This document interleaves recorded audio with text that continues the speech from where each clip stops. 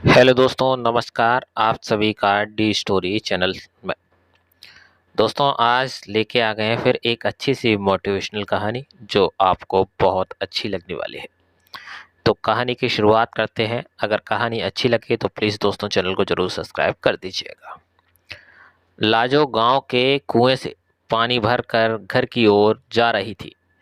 रास्ते में उसे दूर से एक बुजुर्ग आते दिखे। जब वे पास आए तो उन्होंने कहा, बेटी मुझे थोड़ा सा पानी पिला दो। लाजो ने कहा, हाँ हाँ बाबा, क्यों नहीं, ये लीजिए पानी पीजिए।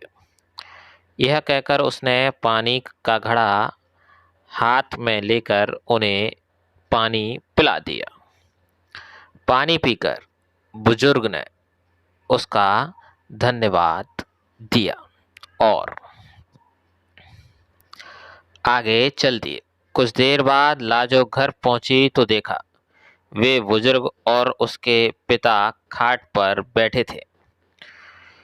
रामधन जी, जो कि लाजो के पिता थे, रतनलाल उनके ही पुराने दोस्त थे, जो कि दूसरे गांव में रहते थे।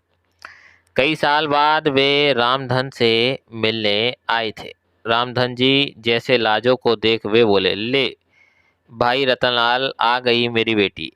इसी के बारे में पूछ रहा था ना। बहुत ही होशियार बच्ची है, बस मेरी गरीबी और इसकी माँ के ना रहने के कारण इससे इसका बचपन छिन गया। आ बेटा, ये तेरे चाचा हैं, मेरे बचपन के दोस्त। लाजो कुछ बोलती उससे पहले ही रतनलाल जी ने कहा, भाई रामधन, तेरी बेटी बहुत संस्कारों वाली है। आज कुएं पर इसने ही मुझे पानी पिलाया था, और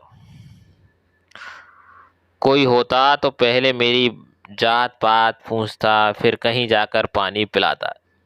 तेरी बेटी बहुत परोपकारी है। अपनी तारीफ सुनकर लाजो शर्मा कर अंदर चली गई। तभी रामधन ने आवाज लगाई, बेटी अपने चाचा के लिए कुछ मीठा ले आओ। रतनलाल जी ने रोकते हुए कहा, भाई मुंह बाद में मीठा कर लेंगे, पहले मैं जिस काम से आया हूँ वो तो सुन ले। हाँ भाई, बोल क्या बात है, घर में सब ठीक है ना? रामधन की बात सुनकर रतनलाल ने गंभीर होते हुए कहा, भाई मैं अपने बड़े बेटे के लिए तेरी बेटी का हाथ मांगना चाहता हूँ। अब इस दोस्ती को रिश्तेदारी में बदल देते हैं। यह सुनकर रामधन बहुत खुश हुआ। उसने कहा, बात तो तेरी ठीक है, अगर तेरा बेटा है तो मैं तैयार हूँ, लेकिन भाई मेरी हैसियत तो तू जानता ही है। जहाँ तक मुझे पता है तेरा तो शहर में बहुत बड़ा कारोबार है, कहाँ मैं कहाँ तू। रतनलाल जी ने कहा, पैसे की चिंता मत कर, मेरे बेटे के लिए कई बड़े घरों से रिश्ते आए, लेकिन मैं एक ऐसे बच्चे को अपने घर की बहू बनाना चाहता था जिसमें संस्कार हो। वो मैंने तेरी बेटी के अंदर देख लिए। तू बस हाँ कर दे, बाकी सब कुछ मेरे पर छोड़ दे। रतनलाल जी की बातें सुनकर रामधन ने तुरंत हाँ कर दी।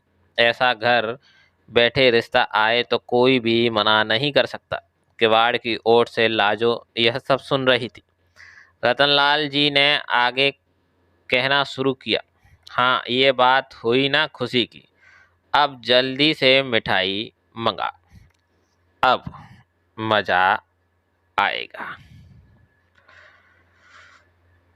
मुंह मीठा करने में रामधन के आवाज लगाने पर लाजो शर्माते हुए मिठाई की प्लेट लेकर आ गई। रामधन ने कहा, बेटी आज से ये तेरे ससुर हैं और इनके पैर छू।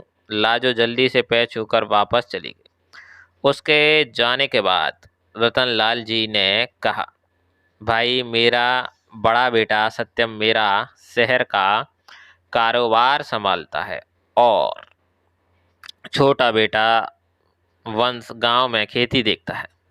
मैंने उसे सत्यम से शादी के बारे में पूछा तो वो बोला, पिताजी आप अपने आप देखकर मेरी शादी कर दो। रामधन बोला, हाँ भाई, बड़े नसीब से मिलती है ऐसी संतान जो माता पिता का सम्मान करे। मेरे तो भाग खुल गए। मैं तो हमेशा इसी चिंता में रहता था कि इस बिन माँ की गरीब बच्ची को कौन अपनाएगा। रतनलाल जी बोले, बस अब तू चिंता मत कर, मैं शादी का सारा इंतजाम कर लूँगा। अच्छा, अब मैं चलता हूँ। रतनलाल जी अपने घर के लिए निकल गए।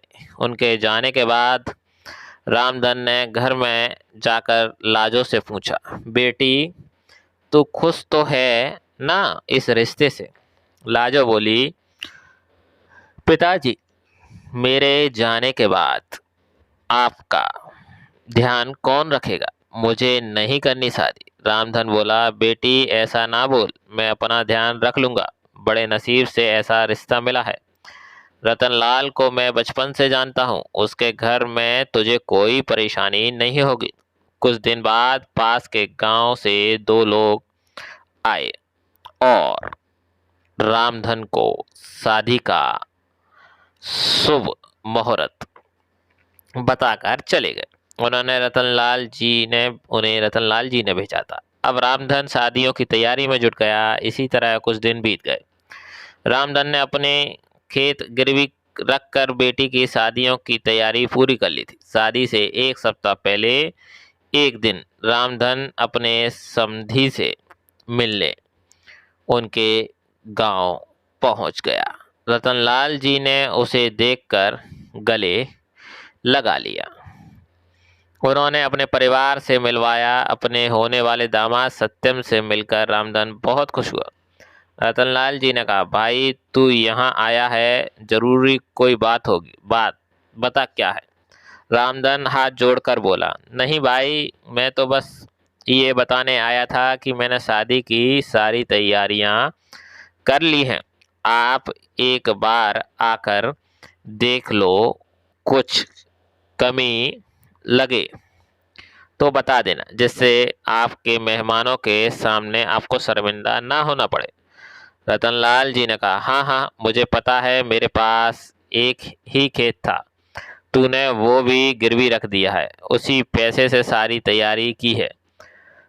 तुझे मुझ पर विश्वास नहीं था। जब मैंने कह दिया था मैं शादी की तैयारियां कर लूंगा, फिर तूने ये सब क्यों किया? रामधन आश्चर्य में पड़ गया। वह बोला, माफ करना भाई, लेकिन बेटी की शादी के लिए कुछ तो मुझे भी करना चाहिए।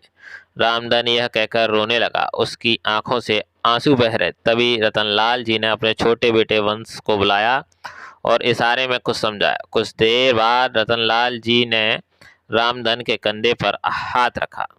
रामधन सिर झुकाए शर्मिंदा हुआ बैठा था। रतनलाल जी ने कहा, ले भाई अपनी अमानत, दोबारा फिर कभी ऐसा मत करना। यह कहकर उन्होंने खेतों के कागज रामधन के हाथ में रख दिए। रामधन ने देखा, अरे ये क्या, ये तो वही कागज हैं जो मैंने गिरवी रखे थे। ये आपके पास कैसे आए? रतनलाल जी ने कहा, वंश आसपास के गांव के सभी लोगों को जानता है। उनमें से एक ने खेत गिरवी रखने वाली बात हमें बता दी, वही यह कागज छुड़ाकर लाया है। रामधन की आंखों से आंसू बह रहे थे।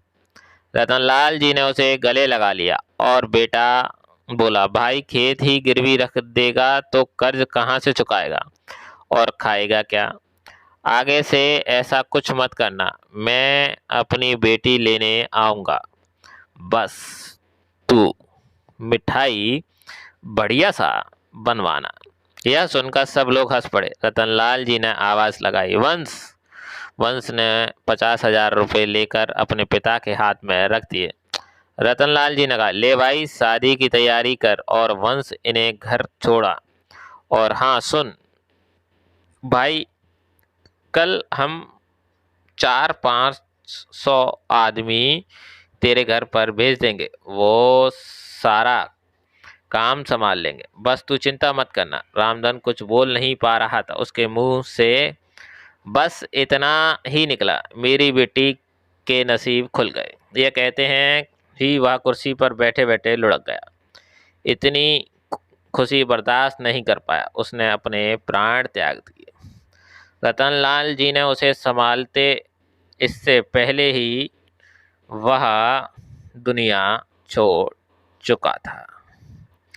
रतनलाल जी अपने दोस्तों से लिपटकर रोते रहे। वे अपने दोस्त की अंतिम यात्रा लेकर उसके गांव पहुंचे। लाजो को जब पता लगा, वह रोते रोते बेहोश हो गई। रामधन का अंतिम संस्कार किया गया। रतनलाल जी अपने परिवार के साथ वहीं रुक गए। 13वीं के एक सप्ताह बाद उन्होंने सादा तरीके से सत्यम और लाजो की शादी एक मंदिर में करवा दी। लाजो के चमकते नसीब की खुशी में रामधन अपना जीवन जीना भूल गया था। दोस्तों, कैसी लगी आज की दो दोस्तों की कहानी? कहते हैं ना, जब नसीब जगता है किसी बेटी का तो वो इस तरह से जगता है। तो आज की कहानी अगर आपको अच्छी लगी हो, बहुत ही प्रेरणादायक कहानी है। दोस्ती हमें इसी तरह से निभानी चाहिए जिससे हम किसी के लिए अच्छा कर सकें, जो कि रामधन और रतनलाल ने बहुत अच्छे से निभाया और उस दोस्ती को एक रिश्तेदारी में भी बदला। आज की कहानी अगर आपको अच्छी लगी तो दोस्तों प्लीज़ चैनल को सब्सक्राइब कीजिए, लाइक कीजिए, कमेंट में ढेर सारा प्यार दीजिए, जिससे और भी अच्छी स्टोरी हम आप सभी के लिए ला सकें और आपके सामने रख सकें। अब जय श्री राधे रानी के साथ इस वीडियो को समाप्त करेंगे। राधा रानी जी के दर्शन कर लीजिए, इनकी कृपा से जीवन के सभी दुख समाप्त हो जाते हैं। बोलिए दिल से जय श्री राधे, राधे राधे। प्रभु की कृपा आप पर, मुझ पर, सब पर बरसती रहे, जो इस संसार में सत्य मार्ग से जी रहे।